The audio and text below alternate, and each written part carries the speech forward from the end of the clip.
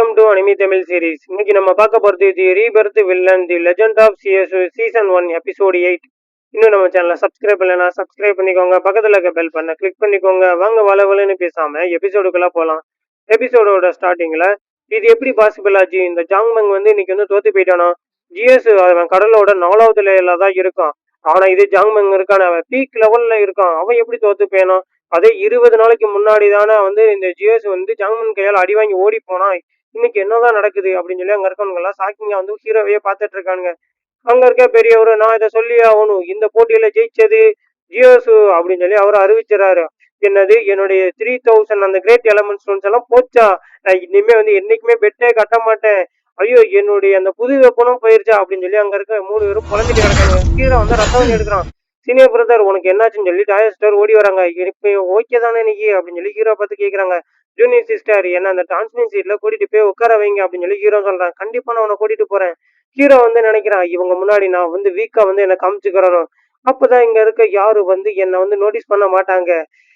எல்லார்கிட்ட என்ன வந்து அப்பாலஜி கேட்டே ஆகணும். ஏன்னா இவங்க கிட்ட இருக்க எல்லா வெப்பனும், எலிக்சர், அப்புறம் பிரிசிஸ் மெட்டீரியல்ஸ், அப்புறம் அவங்களோட எலமெண்ட் ஸ்டோன்ஸ் எல்லாத்தையும் நான் எடுத்துக்கிட்டேன். இனிமே எல்லாமே எனக்கு தான் சொந்தம். டாயசிஸ்டரும் ஹீரோ வந்து கூட்டிட்டு போயிட்டு இருக்காங்க. ஓ, ஜியோஸுக்கும் அடிபட்டிருக்கு போலயே.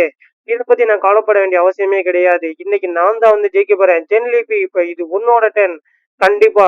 ஏய் ஜியோசு, ஒரு நிமிஷம் நீ நில்லு அப்படின்னு சொல்லி இந்த ஜென்லிபி கூப்பிடுறான். ஏன் கூட இப்ப நீ ஒன் அண்ட் ஃபைட் வா. ஏய், உனக்கு வந்து தெரியலையா? ஜியோஸுக்கு வந்து அடிபட்டிருக்கு. இந்த அடிபட்டதோட உன் கூட எப்படி வந்து சண்டை போட முடியும்? சீனியர் சிஸ்டர் டாயோ, நீங்க ஒரு நிமிஷம் நிப்பாட்டுங்க. நீங்க பேசுற எல்லாம் ரொம்ப டூ மச்சா இருக்கு. இந்த இருக்கானே ஜிஎஸ்ஓ, அதுவும் அவனுடைய லக்குனால இந்த ஒரு போட்டியில ஜெயிச்சு இங்க இருக்க நிறைய ரிசோர்ஸை அவன் வந்து அவனுக்கு சொந்தமாக்கிக்கிட்டான். இங்க இருக்க மக்களோட ஹார்ட் எல்லாமே உடஞ்சு போச்சு. எப்படி இதை எடுத்துட்டு போக விட முடியும்?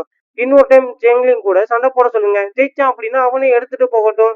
இந்த பெட்டை கண்டிப்பா ஏத்துக்கிட்டே ஆகணும். என்சிபிகேஷன் இந்த சீனியர் பிரதர் இந்த பெட்டை ஏத்துக்கிறாம அவருடைய டவுனுக்கு திரும்பி போக மாட்டார் நான் வந்து நினைக்கிறேன். நீங்க இதை பத்தி என்ன நினைக்கிறீங்க? இந்த பெட்டை நீங்க ஏத்துக்கிறீங்க தானே சொல்லி ஹீரோவை பத்தி கேட்கிறான். ஹீரோ மனசுகளை நினைச்சிட்டு, எனக்கு வந்து ரொம்ப அடிபட்டிருக்கு. நான் வந்து கடலோட 4வது லேயர்ல தான் இருக்கேன். ஆனா அவர் டிவைன் பிரிட்ஜோடைய ஃபர்ஸ்ட் லேயர்ல இருக்காரு. அவரு கூட சண்டை போடுறது வந்து ரொம்ப கஷ்டமான ஒண்ணு. நான் இவர் கூட சண்டை போடணும் அப்படின்னா இருந்ததை விட பெட்டை 30% நீங்க அதிகமாக்குங்க. நான் இவர் கூட வந்து சண்டை போட ஒத்துக்கிறேன் அப்படின்னு சொல்லி ஹீரோ வந்து சொல்லிடுறான்.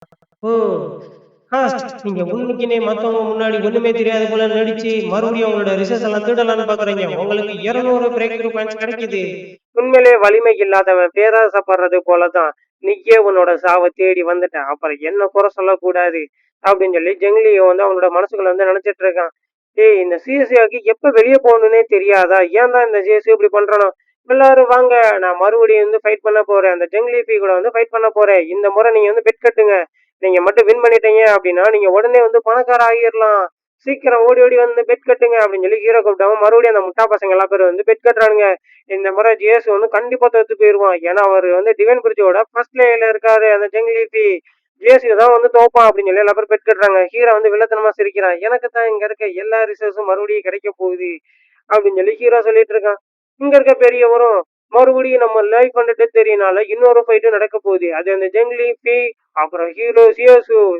சீனியர் பிரதர், நீங்க ஓகே தானே? நான் வந்து ஓகேவா தான் இருக்கேன். உன் கூட சண்டை போடணும்னு எனக்கு விருப்பமே கிடையாது. ஆனா இருந்தாலும் ஒரு காரணம் இருக்கு. என்ன காரணம் அப்படின்னு சொல்லி ஹீரோ கேட்கிறான். என்னுடைய ஜூனியர் சிஸ்டர் கொஞ்ச நாளைக்கு முன்னாடி ஒரு மிஷனுக்கு போயிருந்தாங்க. அவங்களுக்கு அப்போ வந்து அடிபட்டுருச்சு. அவங்கள வந்து நான் வந்து காப்பாற்றணும்.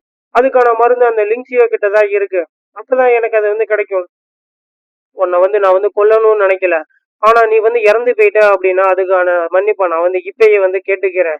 உனக்கு வந்து நான் வந்து ஃபைட்ல கருணை காட்டவே மாட்டேன் அப்படின்னு சொல்லி லிங்க்ஸியோங்கிறவனு நம்ம ஹீரோ பார்த்து வந்து சொல்லிட்டு இருக்கான். ஓ, இந்த லைஃப் ஒன்று டெத் தேரினால வந்து எதுக்கு இப்படிலாம் பேசிட்டு இருக்க? உன்னோட கதையை கேட்கிறப்ப எனக்கு ஹார்ட் டச்சிங் ஆயிருச்சு. சரிவா, லைஃப் ஒன்று டெத் தேரினால பேசக்கூடாது அப்படின்னு சொல்லி ஹீரோ வந்து ஸ்பீடா வந்து அவனை வந்து அட்டாக் பண்ண போயிட்டுறான். ஸ்னேக் அட்டாக் அப்படின்னு சொல்லி அவனோட பேக்ல வந்து ஹீரோ வந்துட்டு அவனை அட்டாக் பண்ண ஸ்பீடா வந்துட்டு இருக்கான். அவனால பார்க்க முடியல. அவனோட முதுகுலேயே ஹீரோ வந்து ஸ்வாட வந்து இறக்கிறான். நீ வந்து செத்து போ, உன்னுடைய ஜூனியர் சிஸ்டரை இனிமே நான் பாத்துக்கிறேன் அப்படின்னு சொல்லி ஹீரோ சொல்லிடுறான். அவனும் வந்துட்டு அடிபட்டதோட கீழே போய் விழுந்தாரான். அதோட அவன் இறந்தும் போயிடுறான். எனக்கு வந்து அதிகமா பேசுறவங்கள பார்த்தாலே பிடிக்காது. இதுக்கு தான் அதிகமா வந்து பேசக்கூடாதுன்னு சொல்லுவாங்க அப்படின்னு சொல்லி ஹீரோ வில்லத்தனமா சொல்றான். இதோட இந்த எபிசோடு முடிஞ்சிருது. இந்த வீடியோ பிடிச்சிருந்துச்சுன்னா ஒரு லைக் பண்ணி விடுங்க, ஒரு சப்ஸ்கிரைப் பண்ணி விடுங்க. நெக்ஸ்ட் வீடியோவில் சந்திக்கலாம். உங்களிடமிருந்து விடைபெறுவது உங்கள் ஏடிஎஸ்.